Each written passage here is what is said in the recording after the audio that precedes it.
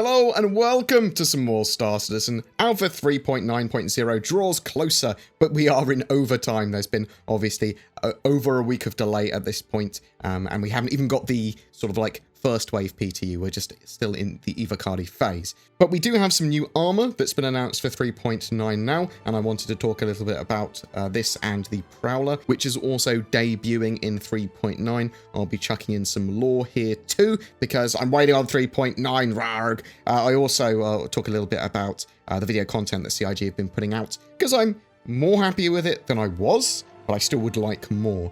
New armor to start with this month for April's subscriber flare is a selection of helmets worn by 6 key figures in the Overlord's gang.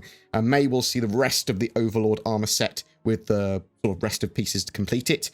Centurions are going to receive the remaining components to complete 1 set of Overlord armor, and Emperators are the pieces to complete 2 sets. The Overlord helmet that we get in April, though, if you are an RSI subscriber, delivers heavy protection, while a special lightweight composite plating makes it feel like nothing's there. I'm interested to know how this translates to in-game. Does this mean that we're not going to get any stamina penalty for wearing this sort of like heavy armor, and it's just counts as heavy or almost as good as heavy? Maybe it's not as good at sort of giving thermal protection because of that, or whatever. Going to be interesting to see how this sort of armor stacks up against other armors in 3.9, because we'll have a lot more stats with armors in 3.9. Repurposed ocular sensors normally found on ships keep you attuned to your surroundings, and when worn with the full Overlord suit, the high neck collar provides extra head support and protection. These helmets will be available in 3.9, and assumedly the rest of the suit will be available as soon as it's released in May. The devs have previously talked about having bonuses or additional functionality with certain armors and gears when you wear the full set or use multiple items together. So I'm hoping that we see even the 3.9, maybe less head bob or better aiming stability here or something like that. It would be great if we get different functionality with that armor. And we do know there's lots more stats with armors in 3.9, as I said earlier, with like thermal protections and that sort of stuff all being now part of the system. There are 2 helmets, the Forces of Nature set, for Centurions in brown Dust Storm colors and green Predator colors. For Emperators, you'll get the Silent Strike set, which is sort of like a rusty teal Riptide, it's referred to as, and yellow Stinger colors. But obviously they get the other set as well, the Forces of Nature set as well. And subscribers can also purchase those and buy the other set, the Double Trouble set, which is red Supernova and blue Switchback set. So they're exclusive to the sub-store and that Double Trouble set. The helmets and color schemes are cool for sure, and I sort of like the fact that we're getting more pyro-centric gear. This is very much sort of gear that was worn by outlaws and pirates and that sort of stuff. And I always am in 2 minds with exclusive items like this as well. As long as they don't give you an advantage in-game that you can't get elsewhere, I'm sort of happy with that personally, and it'll be interesting to see how it stacks up against other armors. Will you be able to buy this armor just in different colors in-game? Is it got different stats compared to some other armors? We'll have to see how that works. The Avenger Titan, Stalker, and Warlock are all currently available to all subscribers as well until the 1st of May, and Emperator subs are going to have access to the Prowler for a week once 3.9 goes live. So if you've pledged for the ship as well, obviously, you've got access to the Prowler when 3.9 goes live.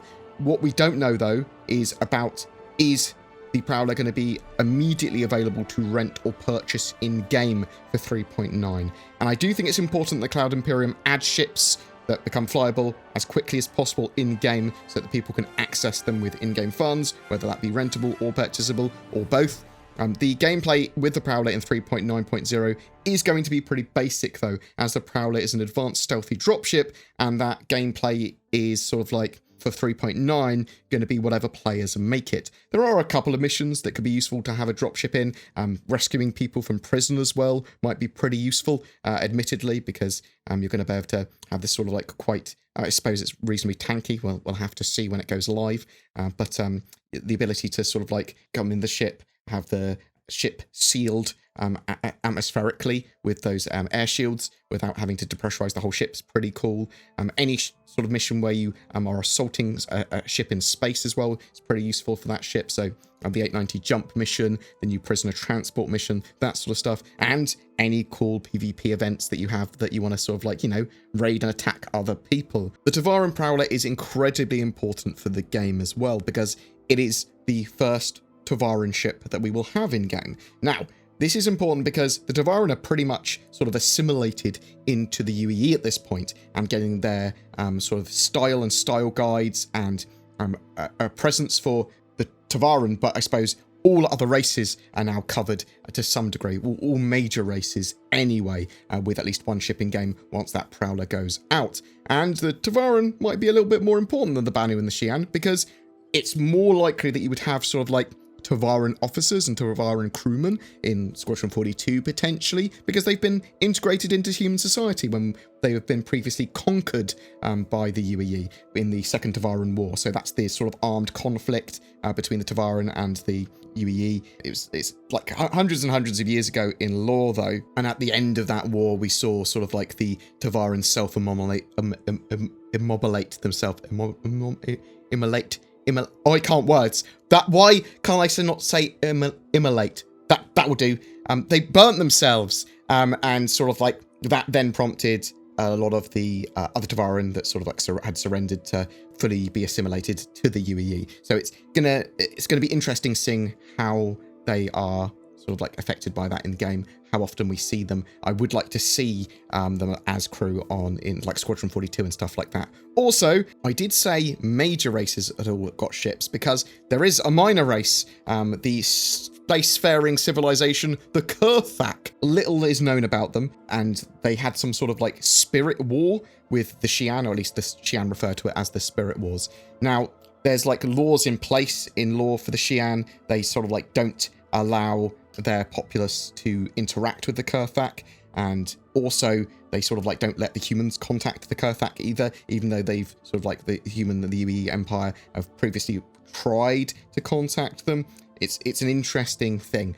They don't want to jeopardize relationships with the Xi'an by trying to aggressively sort of like contact the Kurthak or anything. But the Spirit Wars, it was like this big interconnected series of mass conflicts with the Xi'an Empire and the Kurthak spanning centuries. And it sort of like ended their second imperial age, and sort of like it killed off one of their emperors, and there was the century of anarchy that sort of like descended upon the Xi'an's empire after that. I consider the Kurthak as a minor race because we don't know much about them, and CIG have only mentioned them in brief. It's likely that we will see much more of them later in development, and it's something that they can be secretive about in the meantime and go, ooh, the Kurthak, which, you know, is kind of cool. And I'm really looking forward to whatever they have with the Kurthak, and CIG can sort of like work on that later, though the Spirit Wars might imply that they're a bit ethereal looking, maybe, like ghosty boys. But then we have the Banu Defender for the Banu in-game. We've got obviously Vandal ships, although the Vandal ships sort of like need to be updated. We've got the Prowler for the Tavaran, which I'm very much looking forward to. And we have the Xi'an ship, the Katual. But we might start seeing hybrids between races as well. So we might see like a Tavaran more dialed manufacturer, or tech from the Tavaran much more readily used in other things, and this will give us new weapons and items and gear and engines and systems of ships, all that sort of stuff, and interesting design languages. And we only have sort of one manufacturer for each of the alien races at the moment, but that might expand in the future. But yeah, I'm interested to know what you think about the Kurthak. What do you think we'll see from them? Are you excited by the Tavaran Prowler? Because I kind of am, by the way it looks, not for the gameplay it's going to provide, if you see what I mean there. When do you think we're going to see 3.9 go to first wave PTU? I'm hoping it's tonight, but I've hoped that for 2 weeks. So whatever your thoughts, I'd love to hear from you in the comments below. For April, we are giving away a Cutlass Black and Star Citizen game package. Just comment on any of my videos made during this month of April to be in for a chance of winning that.